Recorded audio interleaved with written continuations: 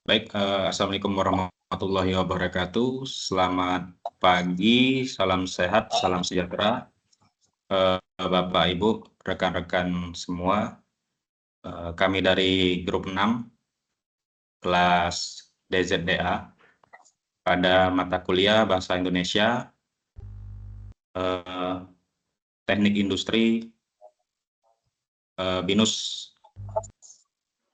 Online Learning, dengan primary instructor-nya Ibu Nina Amalia Nukrisania SPD MPD, dan secondary instructor Pak David Werhoru SS MSI. Jadi kami beranggotakan, yang pertama ada Mas Andrian Nugraha, kemudian Mas Bembi, Mas Budi Santoso, saya sendiri Iskandar Z. Hasibuan, dan Mas Pian Rafsanjani. Presentasi ini merupakan bagian dari tugas kelompok ketiga, yang mana menjadi satu kesatuan dari tugas kelompok 1 dan 2. Jadi pada kesempatan ini kami mengambil judul Implementasi Sistem Manajemen Kesehatan dan Keselamatan Kerja atau SMK 3 di PT XYZ. Untuk selengkapnya akan dilanjutkan oleh rekan-rekan kami. Silakan untuk slide selanjutnya, Mas Pian. Ya, terima kasih untuk Mas Iskandar pembukaannya. Dan seperti sudah disampaikan oleh Mas Iskandar tadi, pada kesempatan kali ini kita akan mempresentasikan implementasi HSE di PT XYZ. Karena HSE ini merupakan suatu hal yang penting di dunia industri untuk mencegah terjadinya kecelakaan atau bahkan kematian atau sering disebut fatality. PT XYZ sendiri memiliki komitmen yang kuat terhadap kesehatan, keselamatan, dan lingkungan atau health safety and environment dalam semua operasinya. Sistem manajemen kesehatan, keselamatan, dan lingkungan ini tertuang pada Health Safety and Environment Management System atau sering disebut dengan HSEMS. HSEMS ini sendiri adalah kerangka kerja yang mendasari kebijakan HSE dan nilai-nilai perusahaan. HSEMS PT XYZ ini dirancang untuk memastikan bahwa setiap tahapan proses maupun siklus dan perencanaan semuanya terintegrasi dengan baik untuk menciptakan proses perbaikan yang berkelanjutan. HSEMS di PT XYZ berlaku untuk semua personel yang melakukan kegiatan di PT XYZ, baik itu karyawan dan kontraktor, serta anak perusahaan dan joint venture yang PT XYZ menjadi operator dan memiliki kepentingan mayoritas. Lingkup HSE Management System juga mencakup pengakuan terhadap isu-isu eksternal dan internal yang relevan dengan tujuan perusahaan. Dan implementasi HSE Management System tersendiri didasarkan pada prinsip-prinsip HSE yang diadopsi oleh perusahaan yang meliputi keyakinan bahwa semua cedera dapat dicegah atau dimitigasi, exposure operasional dapat dipertahankan, serta pencegahan kecelakaan merupakan kebijakan yang baik untuk keberlangsungan bisnis. Untuk selanjutnya yaitu metode penelitian akan dilanjutkan oleh Mas Andrian. Kepada Mas Andrian dipersilahkan. Baik, terima kasih untuk waktunya dari Mas Fian. Berdasarkan pendahuluan tadi, kita mengambil kesimpulan untuk metode penelitian yang akan diambil dalam penelitian ini. Yaitu yang pertama adalah metode observasi. Metode observasi adalah metode yang dilakukan dengan pengamatan langsung terhadap praktik K3 di lapangan untuk PT XYZ. Dan kita juga melihat beberapa kebijakan dan prosedur K3 yang telah diterapkan pada PT XYZ. Yang selanjutnya adalah metode wawancara.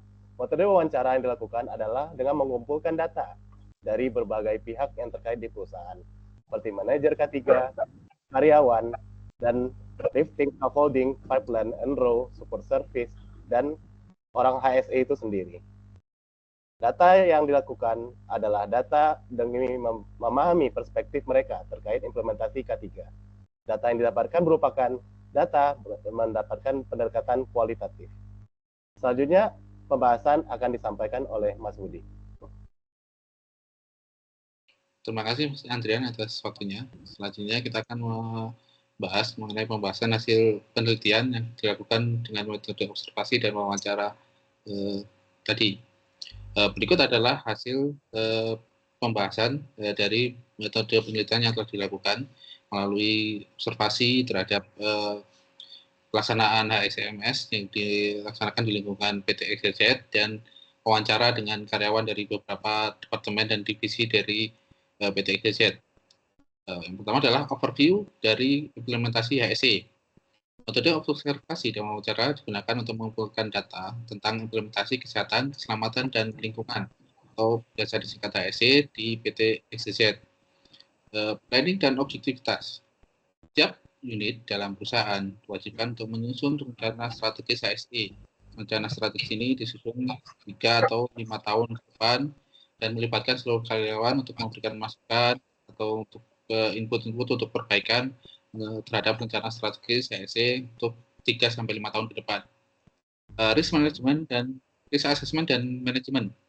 PT XYZ menggunakan metode yang diakui secara nasional maupun internasional di PHA, ASOP, Asset Innovability, dan LOPA, Layer Option Analysis, untuk mengidentifikasi, mengevaluasi, dan mengelola risiko HSE yang mungkin timbul atau mungkin terjadi di operasi dari PT XYZ.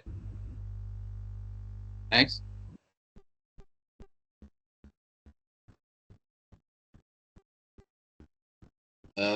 Selanjutnya, kompetensi dan training. Kompetensi dan pelatihan menjadi elemen penting dalam memastikan bahwa semua pekerja mampu melaksanakan tugas mereka dengan aman dan sesuai dengan peraturan atau perundang-undangan yang berlaku, baik itu peraturan perusahaan maupun peraturan perundang-undangan di negara Indonesia. Komunikasi dan dokumentasi. Komunikasi internal mengenai HSE di PT XYZ mencakup distribusi kebijakan HSE, proses dan prosedur yang diperlukan, peran dan tanggung jawab HSE. Ini merupakan kebijakan mengenai prosedur-prosedur, misalkan prosedur izin kerja, proses, SOP, dan lain sebagainya yang harus disampaikan kepada seluruh pekerja, serta peran dan tanggung jawab HSE dalam mengontrol pelaksanaan dari dokumentasi atau kebijakan dari PT XYZ. Environmental Management. Pengelolaan lingkungan di PT XYZ dilakukan melalui proses dan prosedur yang mencakup pengelolaan risiko lingkungan dan penggunaan persyaratan dan regulasi. Ini berkaitan dengan izin yang dilakukan dalam operasi di lingkungan PT XYZ yang harus sesuai dengan regulasi yang diterapkan di negara Republik Indonesia. Dan selanjutnya, untuk kesimpulan dan hasil.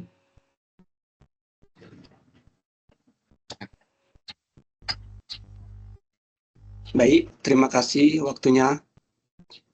Dalam mencari dan mengumpulkan informasi mengenai penelitian yang kami lakukan, kami menggunakan metodologi penelitian kualitatif dengan studi pendekatan deskriptif untuk mengumpulkan informasi mengenai implementasi sistem manajemen keselamatan dan kesehatan kerja.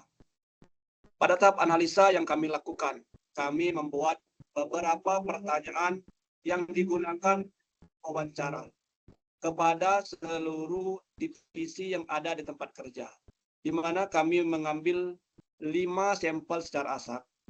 Adapun divisi-divisi yang kami lakukan wawancara yang pertama, divisi operasi, mekanik, elektrik, instrumen, lifting, dan scaffolding, pipeline and row, support service, general service, HSE, dan vendor.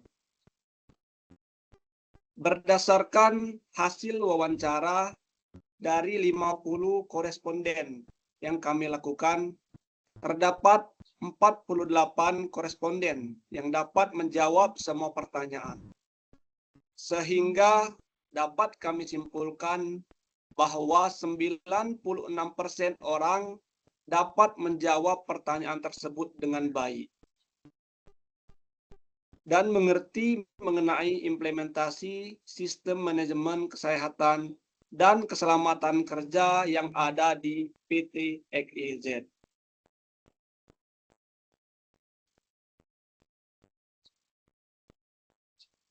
Kemudian berikut merupakan daftar pustaka yang kami gunakan sebagai referensi kami dalam melaksanakan penelitian di PT EKZ. Ada 3 sumber yang kami gunakan. Demikian presentasi kami dari kelompok 6 mengenai implementasi sistem manajemen kesehatan dan keselamatan kerja di PT EKZ. Kami akhiri. Wassalamualaikum warahmatullahi wabarakatuh. Waalaikumsalam warahmatullahi wabarakatuh.